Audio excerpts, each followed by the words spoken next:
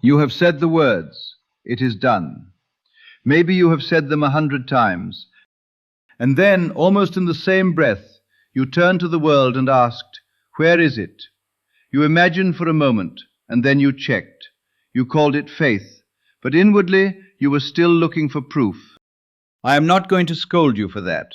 I am going to fix it, because the trouble was never your sincerity.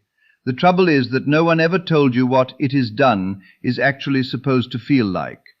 And tonight I am going to show you, using a feeling you have already had more times than you can count. So stay with me, because once you recognize this feeling, you will never again mistake the strain of wishing with the peace of having. Let me first take something away from you, because it is doing you harm.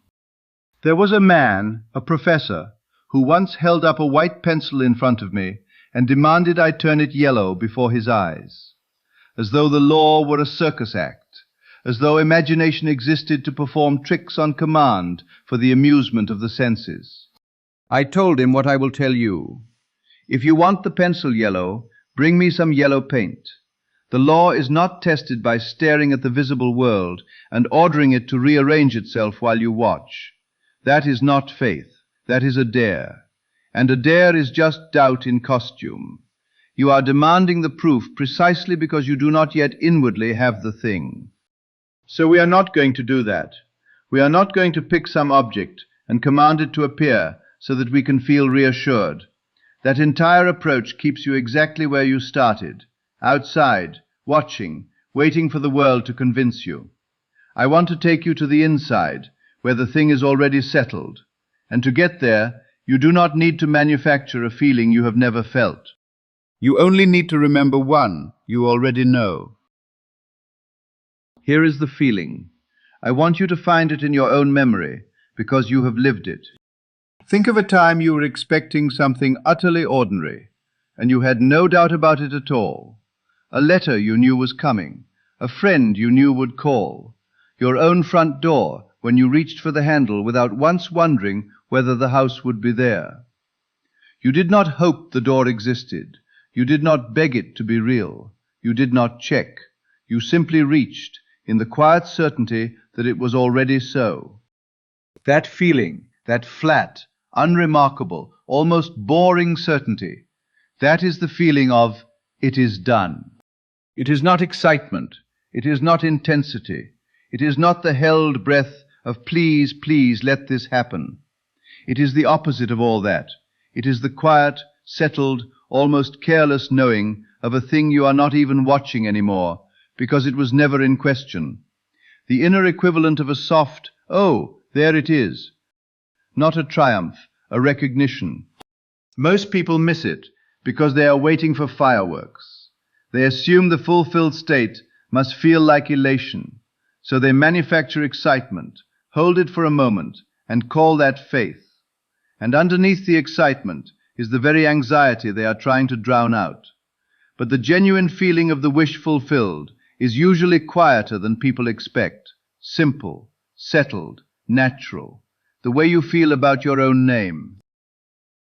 Now I know what is rising in you, because it rises in everyone learning this, and it is the quiet fear that keeps most people stuck. You have said, "It is done," and felt nothing. No shift, no certainty, just the words, and then the same empty room. And somewhere underneath, you concluded the problem was you, that other people have some knack for faith you were simply born without. You're also thinking, that is fine for the front door, which is actually there, but my desire is not here yet. How can I feel certain about a thing the world is plainly contradicting? That is the whole art, and here is the answer, and it means you were never broken. You are not trying to feel certain that it will come. You are borrowing the texture of a certainty you already own, the front door feeling, and laying it over the wish. You are not generating belief by force. You are recognizing a state you have stood in 10,000 times and stepping into it deliberately with the new thing in your hands. The mistake is to think you must build the feeling out of nothing by straining. You do not. It is already in you, fully formed, from every ordinary certainty you have ever had. You are not learning a new feeling. You are turning a familiar one in a new direction. So here is how you practice it. And you do not begin with the thing that frightens you. Do not begin with the money you desperately need, or the person you are afraid of losing, or the result that feels urgent. If you begin there, you are not testing faith. You are only testing your anxiety, because the desperation drowns the quiet feeling before it can form.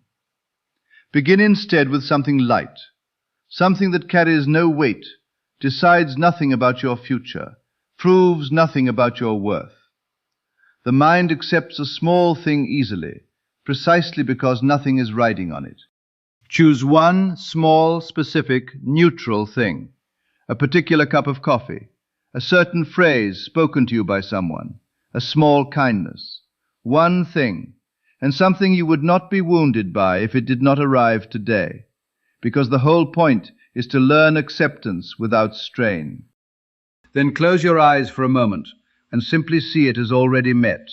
Not a long scene, not a forced, vivid picture, just the thing already encountered, and over it that quiet front door recognition. There it is. That is all. Not excitement, not pleading, the simple feeling of having already met it. Hold it for a breath or two, and then, this is the essential part, drop it. Let it go completely. Do not carry it anxiously through your day. Do not walk around asking, where is my sign? The moment you start checking, you have left the state. You are no longer accepting, you are auditing, and auditing is just doubt holding a clipboard. The feeling of already done does not chase evidence. It accepts and it moves on.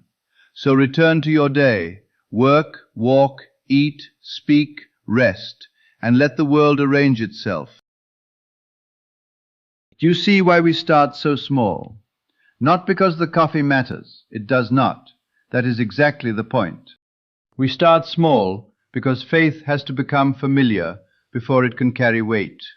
You are learning the felt difference between two things that use the same holy words but could not be more opposite. Strain says, I must make this happen. Faith says, I have already accepted it within. Strain checks. Faith rests. Strain demands the world show proof. Faith knows the imaginal act was the beginning and lets the seed grow in the dark without digging it up each morning to see. When the small thing appears, and it will, do not rush to call it coincidence, and do not make it dramatic either. Just notice the order of it. The imagining came first, and the experience followed. That quiet noticing is what teaches you, far deeper than any words of mine, that the unseen genuinely does come first. And then, when the feeling has become familiar on small things, when you know the front door's certainty in your body and can find it at will, you carry it unchanged into the things that matter. You assume the great desire with the same settled, careless, there it is recognition you practiced on the cup of coffee. Same feeling, greater object. So that is your work, and it is lighter than anything you have been doing. Stop trying to feel that your wish is coming. Remember instead how it feels to know, without watching, that something is simply so. The door under your hand, the letter on its way. Find that feeling. It is already in you. Lay it over one small, unimportant thing today. Say, there it is, and then let it go and live your day. You are not learning to manufacture faith. You are learning to recognize a peace you have carried your whole life, and to place it at last on purpose. When that recognition becomes natural, the words, it is done, will stop being a phrase you say while you wait, and become a thing you simply know.